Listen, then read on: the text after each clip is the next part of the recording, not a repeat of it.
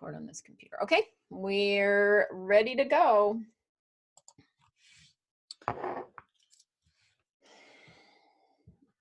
Oh man, it's yucky without music. Okay, so what zone includes the alveoli while some other zone includes the trachea? Oh, I can't. I just turned off lobby music, I guess. So, yay, answers are coming. So it works. Woo! I'm so happy.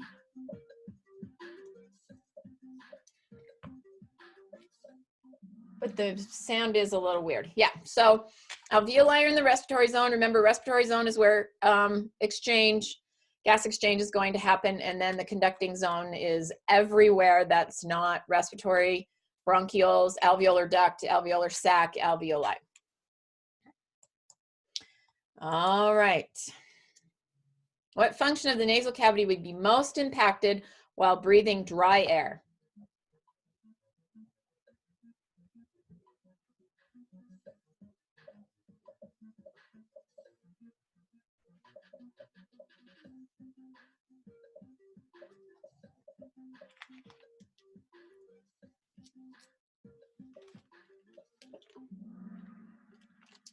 Good job, humidifying the air. And so living in Arizona, it's important that, that the air be humidified before it gets down to the alveoli.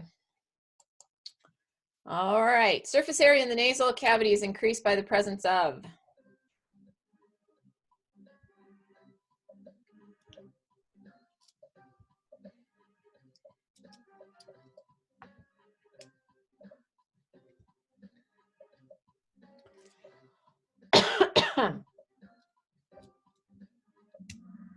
Yes.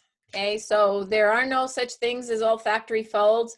Choanae are internal nares, and microvilli are in the digestive system. So it's the concha or the turbinate bones. And we'll just look at our little scoreboard. All right. Which structural barrier has been breached if food goes down the wrong tube?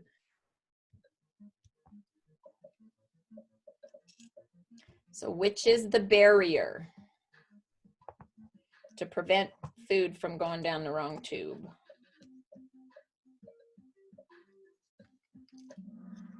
That's right, the epiglottis. Good job.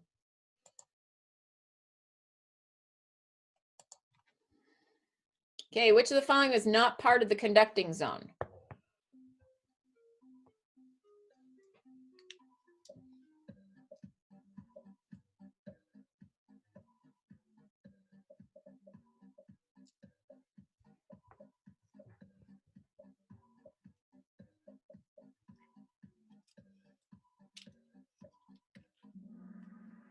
That's right, the alveolar ducts, because that's part of the respiratory zone, has blood vessels around it.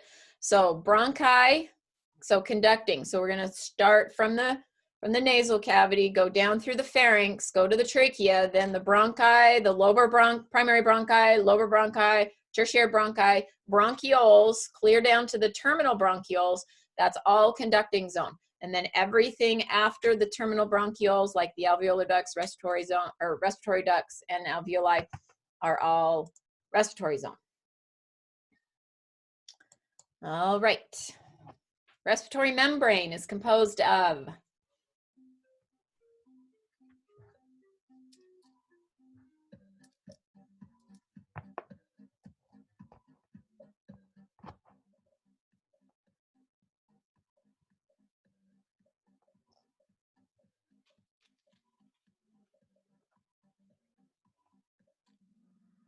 Yes, alveolar membrane. So that's the wall of the alveolus made by the simple squamous epithelial type 1 alveolar cells.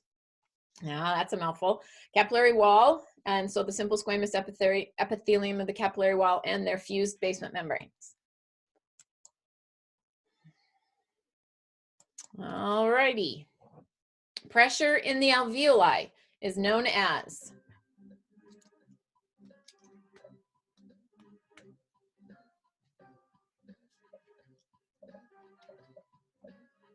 Seems like forever ago that we did respiratory system.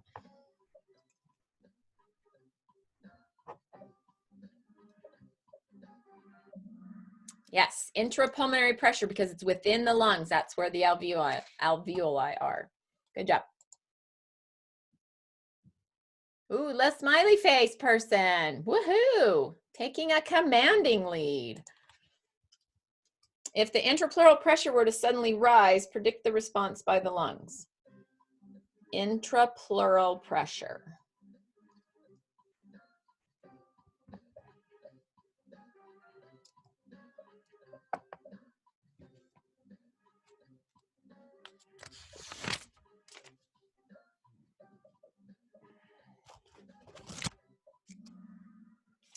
Yes, okay. So remember, if the intrapleural pressure was to rise, what that does is take that negative pressure to 0, and if it goes to 0, boom, the lungs are going to collapse, okay? All right. So that would be when so on that last question, if the intrapulmonary pressure were to rise, that's because there's air in the pleural cavity, a pneumothorax, but that's going to cause atelectasis. Look at these changing leads. I love it. Okay, what is caused by an intrapleural pressure greater than 0? There you go. I guess it doesn't even have to be greater than 0. It's just not negative. I mean, not -4. Yay! Good job, pneumothorax. I have no idea what order these questions are in. It's been so long since I did it, so. Yay, and we stay the same. All right. Air moves into the lungs during inspiration due to the force of. So what is making the air move into the lungs during inspiration?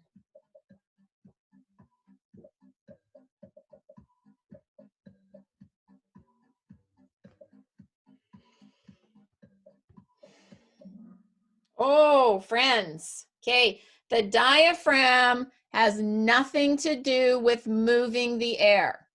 Okay, so the diaphragm's purpose is to increase the volume of the thoracic cavity as it contracts, thereby lowering the pressure of the lungs, so the intrapulmonary pressure.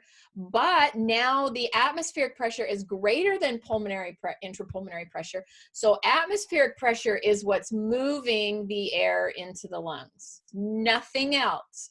And so all you're doing is just creating a situation where you have a pressure gradient so that the air will move from high pressure areas to low pressure areas. Okay, so no structural things, you guys, are ever going to move the air.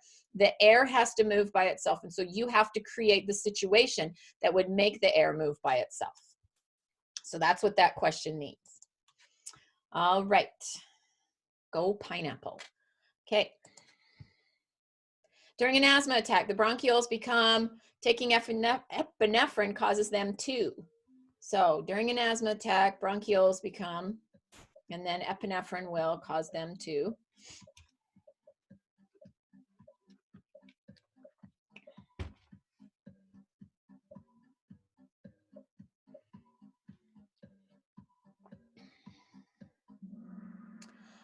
Look at that. I'm so proud of you. Yay, where's Bryce? Hey, we got one 100% correct. I don't even know if Bryce is on here today. Extra credit for Bryce. Yay, go Bryce. All right. IRDS, otherwise known as infant respiratory distress syndrome, occurs because premature infants lack the ability to produce something which does something.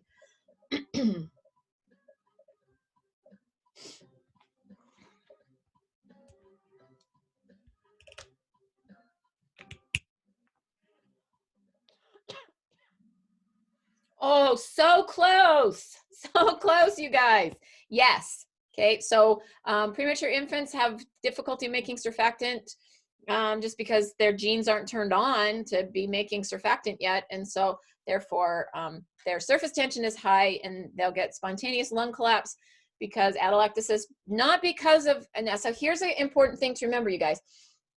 So babies, premature babies without surfactant are not going to get lung collapse because of a pneumothorax. This is different. They're going to get lung collapse because the surface tension is so high within the alveoli that the little walls of the alveoli are drawn together by that alveolar fluid made by those type 1 alveolar cells, and their lungs collapse. Had to think what the last step was. Okay.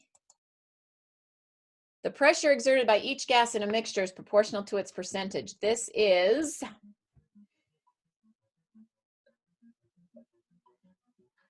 who came up with that? Or what is it called?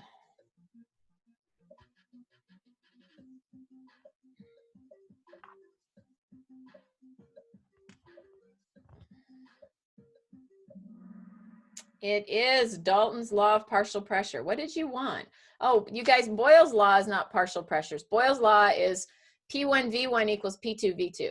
Okay, but the percentage of a gas in a mixture, remember partial pressure of O2 in your lungs, in your alveoli is 104. Okay, and your PCO2 is 40. That's Dalton's law. All right. Why is the rate of CO2 exchange similar to that of O2 despite its less steep pressure gradient? Okay, remember I just said in your lungs, your PO2 is 104, the PO2 of your blood vessels is 40, but yet the PCO2 of your blood, pulmonary capillaries, is 45, and your PCO2 of your alveoli is 40. So why doesn't it go from 104 to 40? And that's right. How about Miss G? Just shut up while we're trying to answer a question. So yes, CO2 is much more soluble in water, so we do not have to have as high of a pressure gradient. And we're still holding firm with that whole leaderboard. Why is it possible to deliver more O2 to exercising cells without increasing respiration or cardiac output?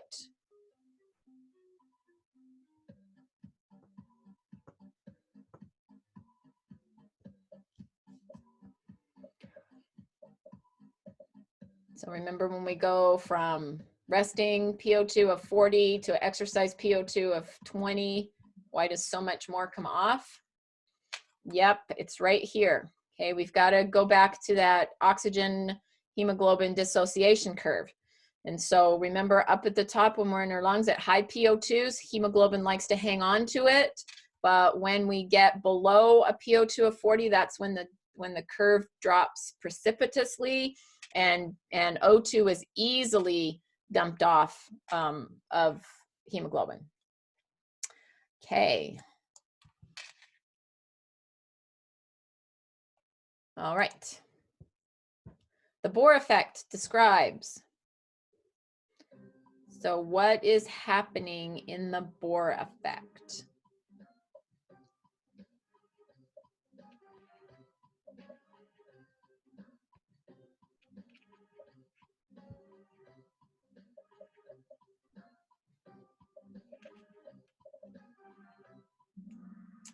Yes. Okay. So Bohr effect is when when hemoglobin doesn't want to hang on to oxygen as much, which is because of the CO2 in the last question that most of you wanted to put was the CO2 from our working cells. That's going to produce the Bohr effect, and then that's going to shift the curve to the left, so it does, or being to the right, sorry, so that it doesn't bind as much. But that's what it is when the Bohr effect shifts, so the hemoglobin curve shifts to the left so that oxygen does not bind to hemoglobin as readily. All right. Red blood cells contain the enzyme what, which catalyzes the formation of carbonic acid?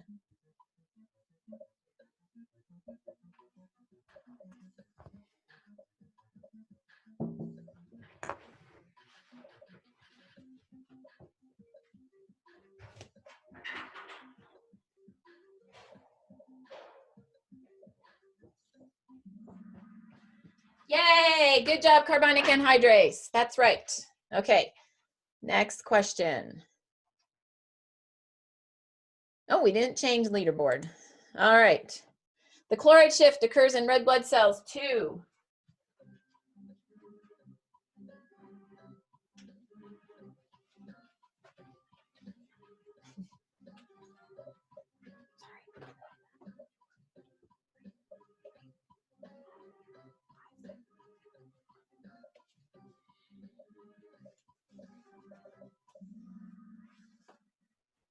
Oh, you guys.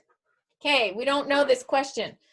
All right, we don't need chlorine for carbonic anhydrase.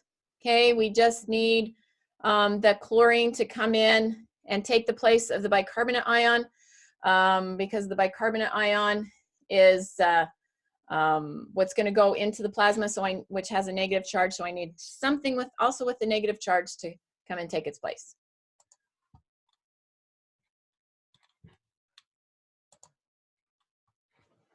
All right, what is responsible for setting the basic rhythm of breathing?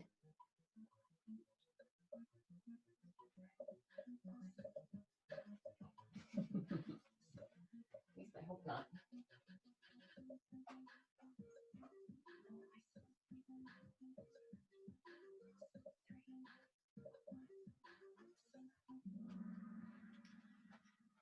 All right.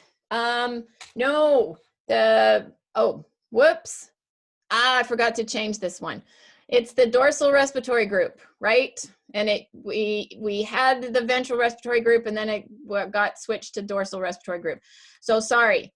So you didn't really get that right, ventral respiratory group people. It's actually the blue ones that should have got that right. So that just screwed up the leaderboard, but oh well. But not really. Okay, what is the most potent chemical influencing respiration?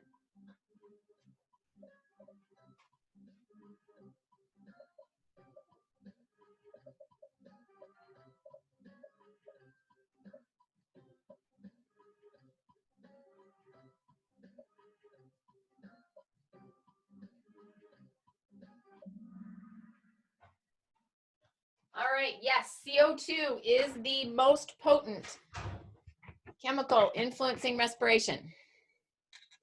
All right. Good job. Okay, what is produced by the something in response to low blood oxygen levels?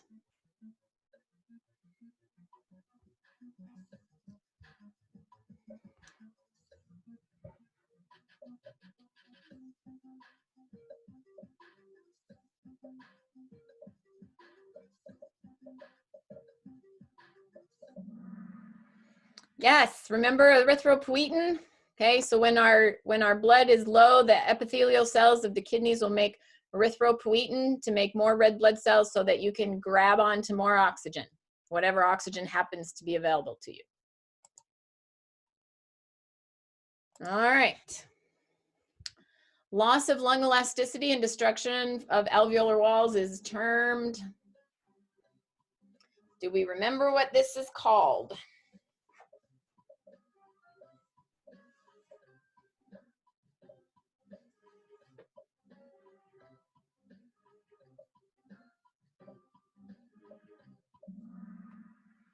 Emphysema, good job.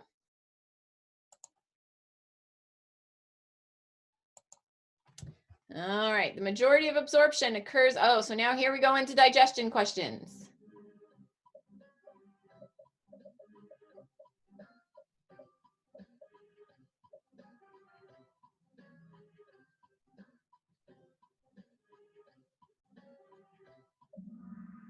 Excellent.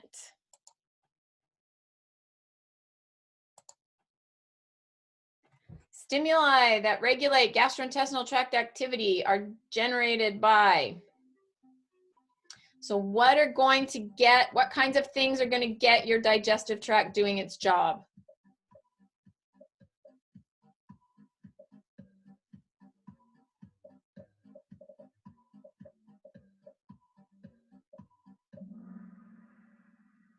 Yes, all of them. So chemoreceptors from the food that you're eating, stretch receptors, and then that stimulate the enteric nerve plexus, and then things in your brain just wanting to eat.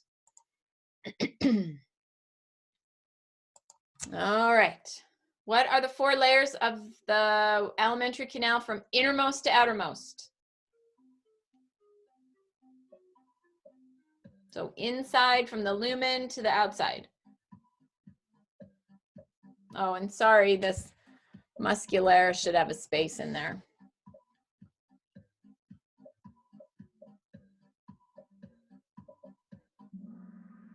That's right. So mucosa is on the inside. Submucosa is kind of funny to think of because you would think, well, that would be on the inside, but no, it's underneath the mucosa, and then muscularis, and then serosa. All right. Okay, which epithelial tissue is most predominant throughout the digestive tract?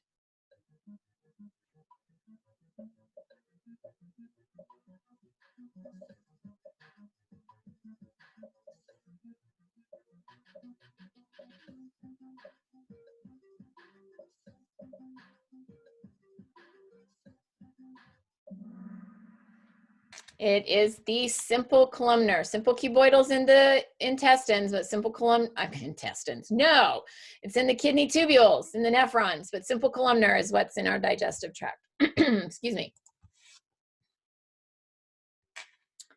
All right. In general, parasympathetic input to the gut is, well, sympathetic inputs are, so what do you think? What's the purpose of parasympathetic stimulation or the effect on the digestive system, and what's the effect of sympathetic on the digestive system?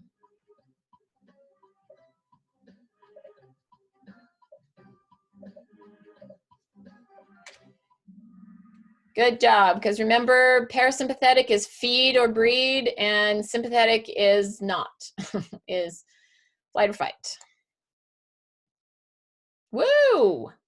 Big jump there. All right, chemical digestion is initiated in, so this is just in general. Where does any kind of chemical digestion begin?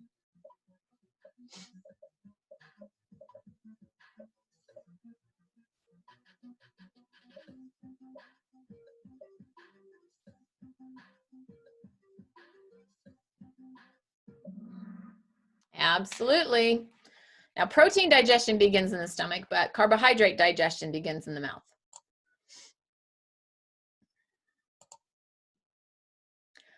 Okay, why does your mouth, like right now, why does your mouth suddenly go dry when you're about to speak in front of a large crowd?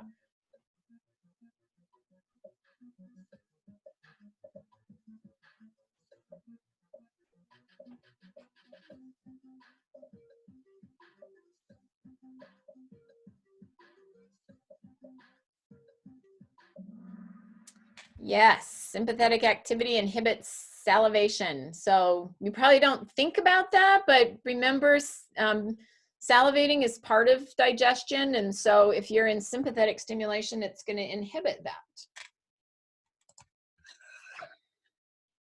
All right. What is a possible effect of weakening the cardiac sphincter or gastroesophageal sphincter? Gastroesophageal wouldn't fit, so I had to put cardiac.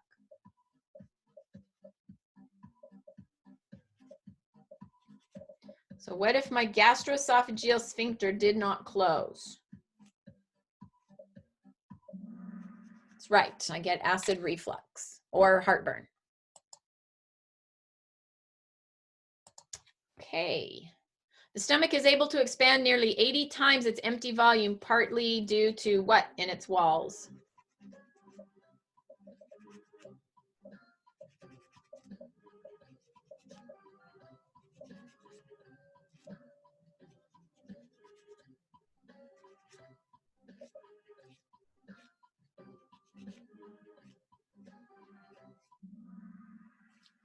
Absolutely, the rugae. Good job. Plicae circularis are in the small intestine, but rugae are in the stomach.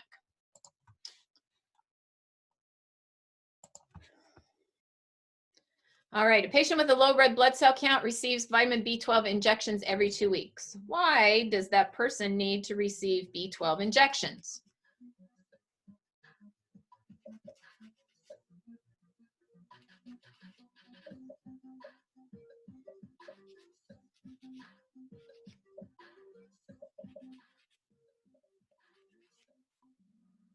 Yes, because the parietal cells of the gastric glands are in charge not only of producing hydrochloric acid, but we don't need that for red blood cell production, but we absolutely need vitamin B12.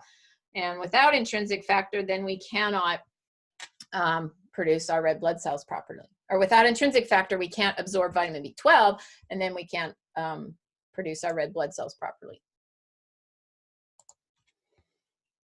Okay, digestion of which molecule might be inhibited if a patient chronically consumes an antacid?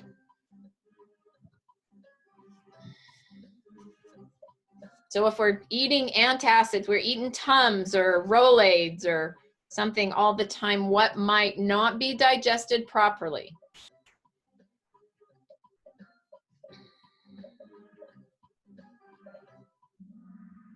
Yes, protein, because pepsin has to work in an acidic pH.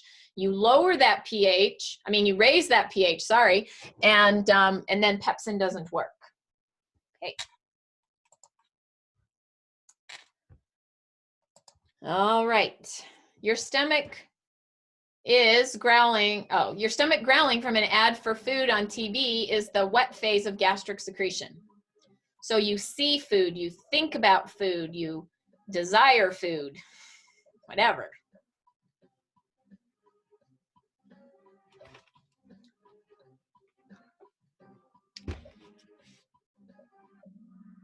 Exactly, that is the cephalic phase. So this is the same thing as Pavlov's dogs.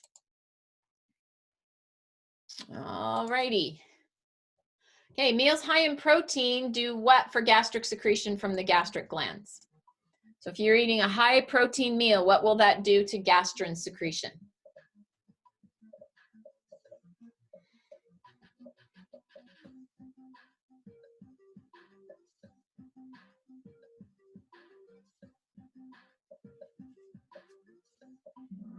It's right, it will increase it. That's one of the stimuli because we want to digest that protein in our food. And so gastrin secretion increases so that we get more pepsin. All right, what cells are responsible for pepsinogen production?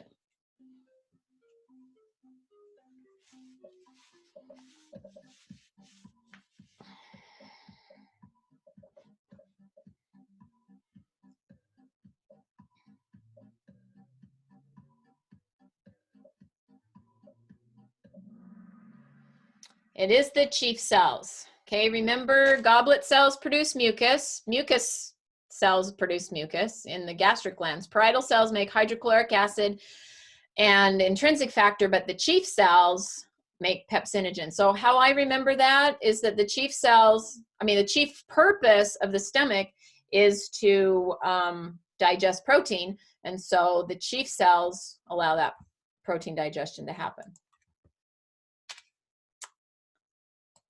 All right. Why is the small intestine well adapted for nutrient absorption?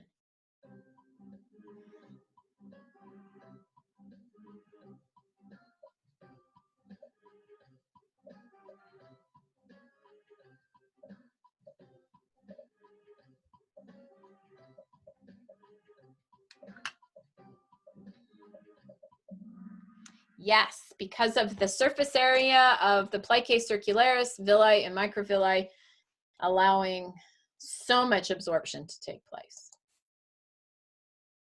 Oh, no change. All right, which cells produce CCK in the intestine? CCK is a hormone. So secretin, cholecystokinin, GIP, VIP, gastrin, those are all hormones. So they have to be made by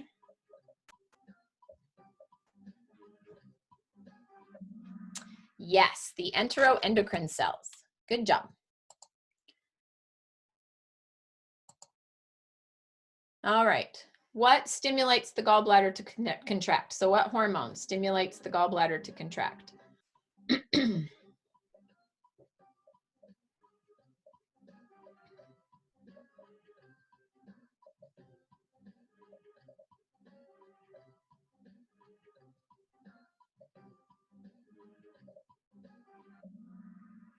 It is cholecystokinin. Now, for those of you that answered fatty chyme, okay, fatty chyme is going to stimulate the release of CCK, and then CCK will in turn stimulate the gallbladder. But the chyme itself doesn't stimulate the gallbladder. It has to be a hormonal stimulus. All right. Okay, cirrhosis of the liver would most severely impact digestion of what? So the liver has a role in the digestion of which of those foodstuffs?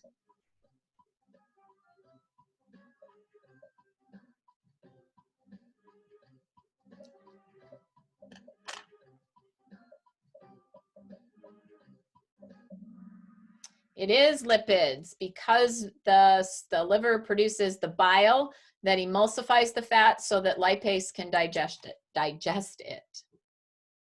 Okay. In terms of gastrointestinal function, the large intestine's greatest contribution is, what do you think out of those? The large intestine is primarily for yep, reabsorption of water, and then followed by the elimination of the feces that was not going to be absorbed. Good. All right. Last one.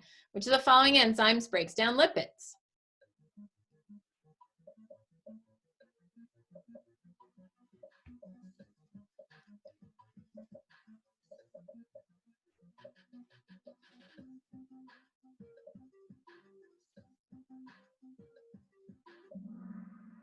Ah, okay.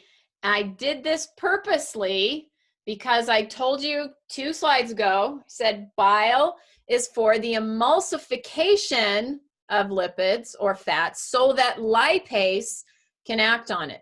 But please remember, you guys, bile is not an enzyme. It does not change a triglyceride into a monoglyceride or glycerol and fatty acids. All it does is make smaller globs of triglyceride, but it's still a lipid. It's still a polymer. Okay, so bile does not digest, it emulsifies. So it's not an enzyme, it's an emulsifier. So the enzyme that breaks down lipids is lipase. So good on you 5 that got that question right. Okay, so there we go. Let's see who our winners are. Number 3 is K, Ray. Number 2 is M.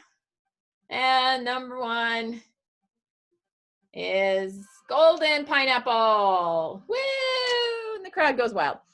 Okay, and then jade and regular pineapple are our runners up. All right. So we'll get out of that and we'll come back over here. And what do I want to do? I want to stop sharing. That's what I want to do. Okay, so that's all I got for today. But if you have any specific questions that you have for me, then I will address those questions right now. All 3 quizzes and the test are due by Monday, correct? I put so digestion and urinary system anatomy needs to be done by, whatever did I put? The 5th. I think I put that by Sunday. Then the test on Monday, and then I pushed out the urinary system physiology quiz till Tuesday. Okay. Yeah. So yeah, there's a lot going on, but I kind of, so you should have done the digestion test already, the quiz. Right. And then the test we can take anywhere from now till Monday? It's not up yet. I will put it up tomorrow. But okay. Yeah, you can take it anytime starting tomorrow. Well, probably tonight. I'll probably get it on tonight, and then it'll be through till 11:59 Monday night. Okay. 9 p.m. Monday night. And then the urinary physiology quiz needs to be taken by Tuesday at 11:59 p.m. Okay, thank you. Okay. And where's my little chat thing? No, we're going to have class on Monday. Oh yeah. Thanks, Olivia, for bringing that up, because I thought about that in the shower this morning. I was like, oh, I got to let them know that we'll still have class on Monday, but we're going to start fluids and electrolytes and everything, because it's going to be a good idea to take that day. So even though on the schedule that it just says test, because we used to take it in class, but now that you can take it online, we bought back all of those days, so that it's a good thing. So yeah, we still have class. It'll still be recorded just like always.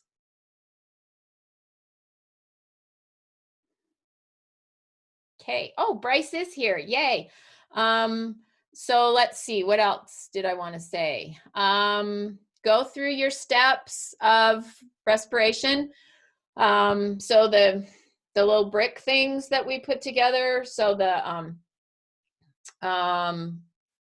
start with the contraction of the respiratory muscles, increase the volume of the thoracic cavity, lower the intrapleural pressure, increase the volume, the lungs expand, intrapulmonary pressure drops, air rushes in, and then lung or muscles relax, pressure in the, no, volume of the thoracic cavity decreases and intrapleural pressure rises, volume of the lungs decrease, so the lungs recoil and intrapulmonary pressure drops and the air rushes out. No, intrapulmonary pressure rises and the air rushes out.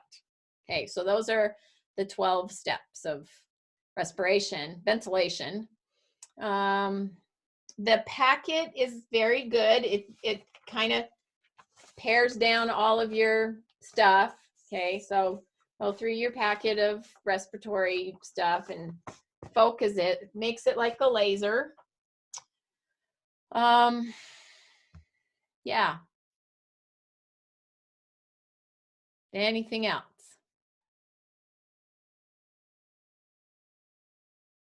Okay.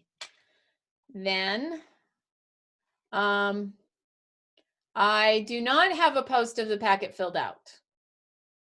Will I have a post of the packet filled out? Maybe. Maybe not until after I take my test tomorrow. We'll see. If you have any specific parts that you don't have filled out, Trevor, then just, send me a message in Canvas and say, I don't have that filled out. Okay. Because I don't know. I'm doing a whole lot of things still for everything. My classes, your classes. All right.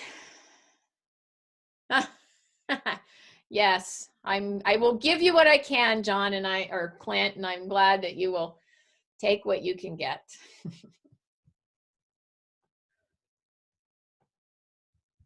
Nope, we have not finished filling out the urinary system one. We will do that Tuesday in lab.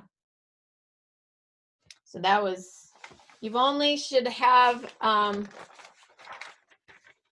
the first page for the quiz, okay, on Tuesday. And thankfully, Ethan said, hey, did you post that video? Because I hadn't, but it's in there now. So it's all, everything's in your modules that you need to have.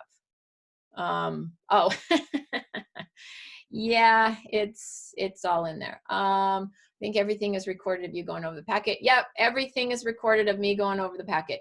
In the thing, I'll show you where that is. We'll just take Tuesdays. Let me share that. Okay, oops.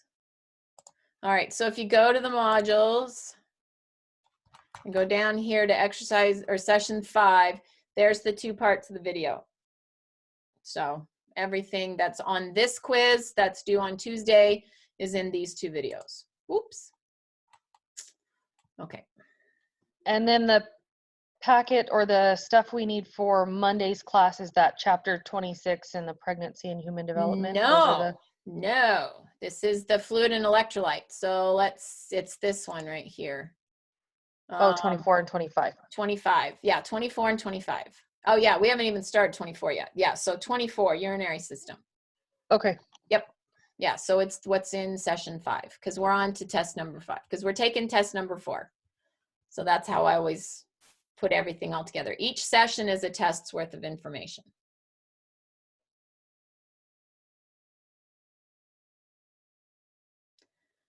All right, anything else? Stop sharing that.